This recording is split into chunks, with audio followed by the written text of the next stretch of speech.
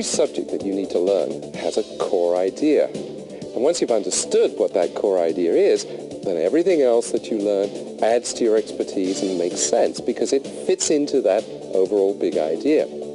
Well, the big idea, the core idea in accelerated learning is that everyone has a personal learning style, a way of learning that suits them best. And once you've found the learning tools, the strategies, if you like, that match that personal learning style, well, you'll be learning in ways that suit your particular brain. And because it's therefore more natural, it's more comfortable, and it's easier. And because it's easier, it's quicker. Hence the name accelerated learning. Well, this video will give you dozens of ideas to learn better and faster. Try them, pick the ones that suit you best, and you'll have a set of learning tools that's custom-made for your brain. But why would you want to become a faster learner? I think there are 5 reasons.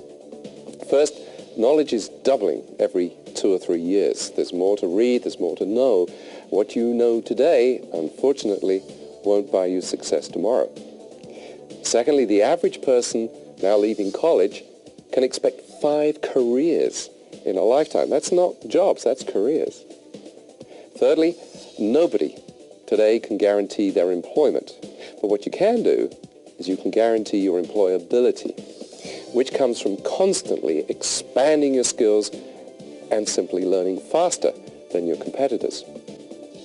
Fourthly, we're in the era of mind power, not manpower. To earn more, you have to learn more. And fifthly, technology is the driving force today, and of course it's changing faster and faster. It's all summed up in one word: change. The constant upgrading of your skills, lifelong learning, is the minimum threshold to stay competitive today. And in such a fast-changing world, learning how to learn surely has to be the core skill, because what you learn can, in fact, will become out of date. How to learn, well, that's a skill for life. And that's incidentally why I really hope that you'll share the techniques on this video with your children. Let me spend a few moments talking about your brain, because that's, of course, what you learn with. 90% of what we now know about the human brain has been discovered in the last 20 years, and accelerated learning is based upon those important new discoveries. Accelerated learning, as you'll see, consciously starts with the big picture because that suits the faster, global, learning right side of the brain. But then it presents information logically to suit the more linear left side of the brain. Here's one of the most fascinating of the new discoveries. There's a middle part of the brain which is a key to your learning. This middle brain controls your emotions, your immune system, a lot of the long-term memory, and it acts rather like a filter. Now, information coming into your brain from your senses passes through this middle brain. But if you're under stress, well, that information may not get released properly to the top thinking brain. The final information you need on your brain is that the idea of a single fixed form of intelligence, which you can measure as an IQ, has, I'm pleased to say, been discredited. In its place, Dr. Howard Gardner, who's professor of education at Harvard University, has shown that we have at least seven different forms of intelligence, and maybe an 8th. Each of those intelligences represents a resource for learning. You have a linguistic intelligence, the ability to absorb and use the written and spoken word. A mathematical logical intelligence, the ability to handle numbers and sequences and logically presented data. There's a visual spatial intelligence. You use this in navigation, in drawing, sculpture, diagrams. There's a physical intelligence, the ability to use your body well. Interpersonal, the ability to communicate well, to read other people's moods and body language sensitively. There's an intrapersonal intelligence. That's an inner-directed intelligence, the ability to be reflective, to make plans, to draw conclusions. And finally, a musical intelligence, the ability to use rhythm and rhyme well. Now, the result of all our research on learning and the brain has led us to see that effective learning follows 6 stages. Let me go over them briefly. Stage 1, your state of mind. You need to be relaxed, motivated and focused. In other words, to mobilize that middle brain. Stage 2, whatever you're learning, it involves fresh information coming into your brain from the outside. So learning involves seeing and hearing and doing. And the more sharply your senses are focused on the subject, the better you will learn. Stage 3, you've now taken in the information. Well, now you need to actively explore the subject to make it your own. And that's when you'll use as many of your intelligences as possible. Stage 4, having understood the subject, you still need to commit it to memory in such a way that a simple trigger will cause the rest of the information to come flooding back. Stage 5, you now need to know, if you do know, to test yourself. In other words, do I really know this? And finally, stage 6, you need to reflect upon the whole process. In other words, to think back on which techniques really worked well for you and which ones might need to be modified. You see, you're now thinking not so much about what you've learned, but about how you learned it. These 6 stages provide an organized framework for fast and effective learning. But what do you actually do at each stage? Well, that's what my colleagues Malcolm Nicol and Jane Nicol are going to show you now with the aid of a studio audience of potential accelerated learners. Welcome to Accelerated Learning. I'm Malcolm Nicol. And I'm Jane Nicol. Before you begin to learn anything, you need to get in the right state of mind for learning. That means that you have to have a belief in your own inherent ability to learn anything and to have fun, to find learning an enjoyable and fruitful experience. You really have to have that unerring belief. Let me give you a few examples of what I mean.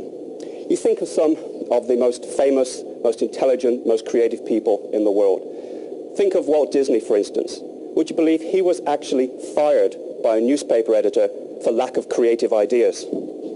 Einstein couldn't speak until he was 4, couldn't read until he was 7.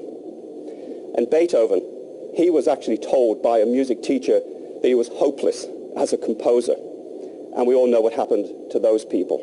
What I'd like you to do now is think back to a time when you succeeded at something. It may be back in your childhood, it could have been in sport, it could have been in learning at school, something, a time when you felt so proud and people congratulated you, you were a success.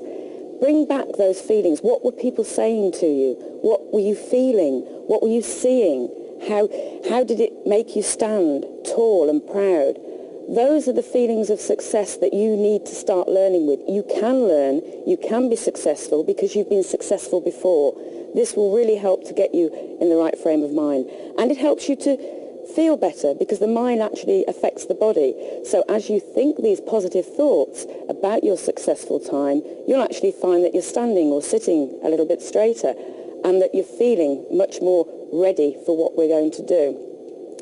Now, from the beliefs that you have, you actually can start by breathing very, very carefully.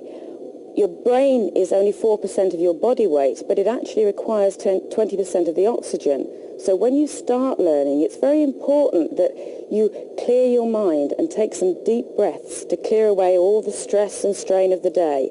And again, if we'd like to sort of just join in here now, just 5 or 10 cycles of breathing in and feeling the oxygen getting into your lungs so that it can get to the brain to help you get ready to learn.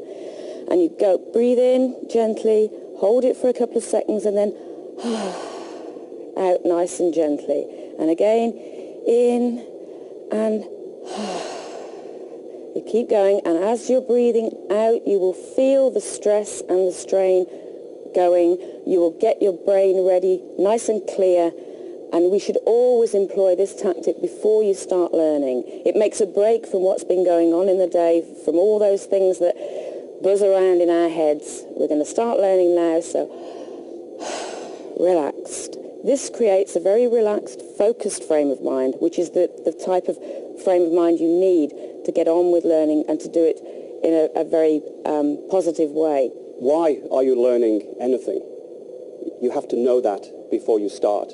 you have to decide what we like to call WII-FM. You tune into radio station WII-FM. What's in it for me?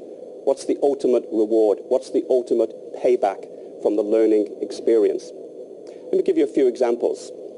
Let's say, for instance, you were trying to learn a foreign language. Why do you want to learn French?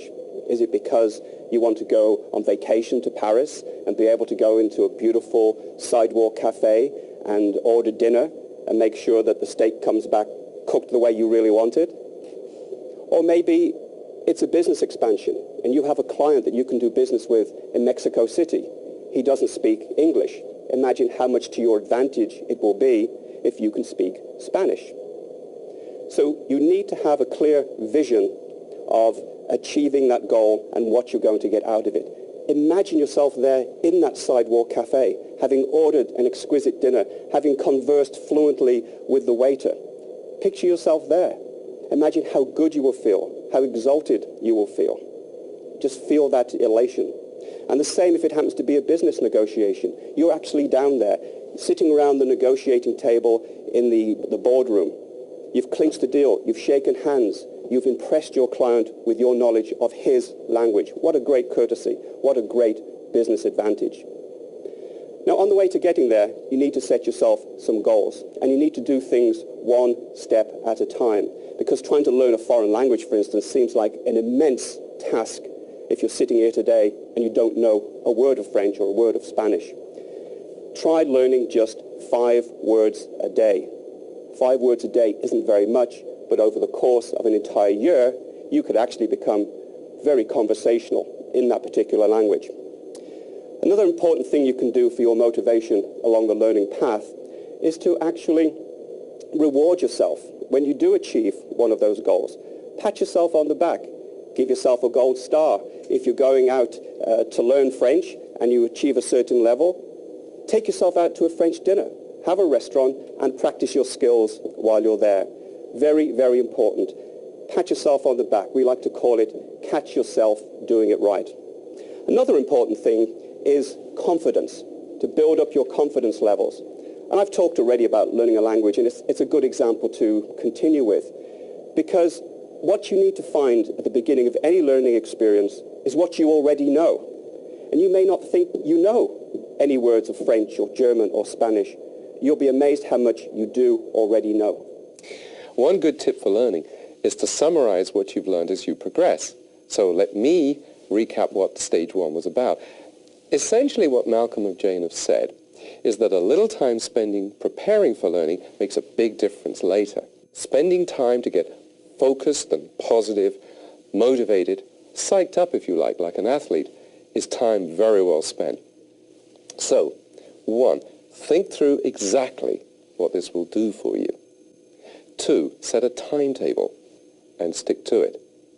3, break the subject down into small chunks and celebrate each little victory. And 4, visualize really vividly what success will look like and feel like.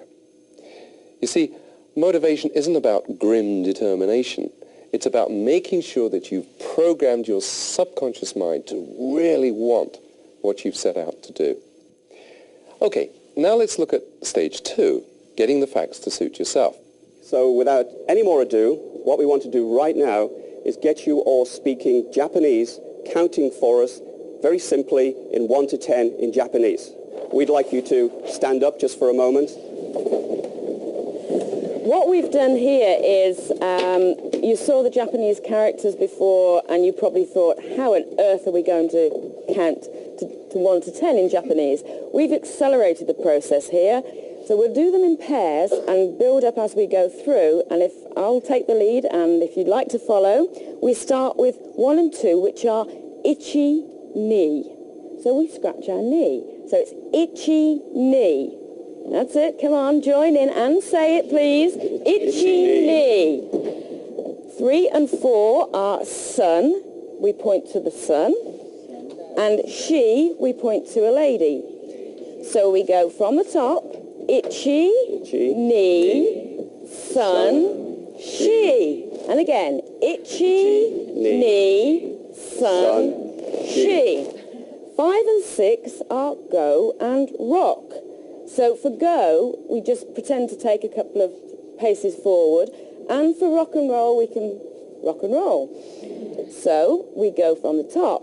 Itchy, knee, sun, she, go, rock.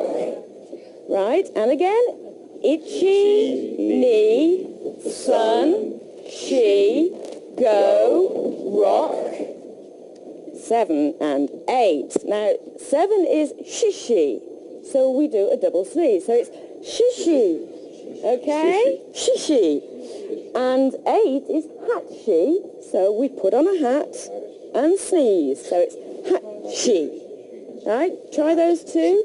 Shishi, hatshi. Okay, and again, shishi, hatshi. Remember the actions, it all helps to build the memory. So we start at the top with itchy, knee, sun, she, go, rock, shishi, hatshi. And again, itchy, knee, sun, she, go, rock, shishi, and hatshi. Great. And the last pair are 9 and 10, which is coo, like a dove, and ju, we put on the yarmulke, right? So it's coo and ju, okay? From the top. Itchy, knee, sun, she, go, rock, shishi, hatshi, coo, and ju. We will be coming back to this later on, and we'll see just how much you've remembered. Thank you very much. You sit down. That was really excellent. Thank you very much. A very good participatory audience. It's got you all warmed up as well. But this is true multi-sensory learning. And when we first said to you, we're going to teach you how to count to 10 in Japanese, I could see expressions on your faces. You couldn't believe it. Perhaps now you can believe it. Jane? One of the techniques that we use in accelerated learning for helping you to make sure that things are in your style is to actually get a big picture overview. When you're starting a subject, look at the whole thing, see where you're leading to, so that you can see how the parts build up and fit in. The next technique that we like to use is to actually break that big picture down into small steps, because again, just like goals in life, if you've got small steps along the way, you can reward yourself as you achieve them, you can calculate how you're progressing, you know you're moving towards your final destination. Now, there are many, many ways of learning, of getting input. It can be an audio tape program, it can be videos, television programs, lectures, books. No matter what input you use, to make sure that you're listening or watching very carefully, you should always be trying to ask questions of the person who wrote the program, who wrote the book, who's presenting. Because if you're always listening to ask the questions, to try and trip them up if you like, then you're listening well and you're making sure that you're concentrating, looking for the things that you need clarification on. And we recommend that you use the A, E, I, O, U that's on the board there, which are the vowels in the alphabet, to remember the type of questions you need to be asking. They are assumptions. You know, what assumptions are being made here? What evidence is there for the answers? What illustrates this point? Or what illustrations can I think of in my own work? What opinions or conclusions can I draw from what's being said? And basically, what's unique about this? What haven't I heard before? What can I do with this? So always be forming questions, asking the author, the writer, the presenter in your mind. You know, get your answers. You'll be very much listening well if you do that. As Jane mentioned, as adults, there are 3 key ways that we take in information: visual, auditory, and physical. And I'd just like to ask you to consider for a moment how you best remember various events that happen. Let's say, for instance, that you're watching TV, or you're at the movies, or even reading a book. Do you, A, best remember what you see? Do you remember the scenes? Do you remember what people look like? Or B, do you remember the dialogue? Do you remember what people have to say? Do you remember people's names? Do you remember the jokes? Or C, Do you remember what happened? Do you remember how the characters felt? Do you remember how you felt watching them or reading about them? You are all unique individuals, and you all have preferences. And this is what multisensory learning is all about, is to help you recognize the ones that you have and to embrace the others as well for true multi-chance, multisensory learning. Jane? We've seen a lot of techniques so far and mentioned a lot of techniques that actually refer to each of the senses. The visual people will certainly find techniques like highlighting. As you go through a textbook, don't be afraid to highlight, because we've all been brought up to respect books, but basically they need to work for you, and you should be involved in what you're learning. Go through, highlight the text as you find new information, underline it. Those sort of things will be very helpful for the visual people. You can also use mental imagery and visualization to put yourself in a situation where you're using your learning. That's a very visual technique. You can watch demonstrations. You maybe need to see somebody doing something before it really makes sense to you. And also the mapping technique that we'll be showing you in a little while, like the maps that we're using here, would very much be a visual technique where you can see what we're talking about. For people who are more auditory, they don't need necessarily to take so many notes, because that's their way of learning. They take the information in an auditory style. And things like audio tapes, even reading into an audio tape themselves to help revise, that would certainly help. They appreciate the sound of the voice. You can use tone and even use crazy accents to make things stand out more when you're taping your own revision. Reading out loud is definitely helpful for somebody who's auditory, and obviously lectures are ideal for them. For the physical learners, they really need hands-on. They need to actually be doing things to make sense to them. So again, actually taking part in a demonstration or taking part in role play would certainly be an advantage for them.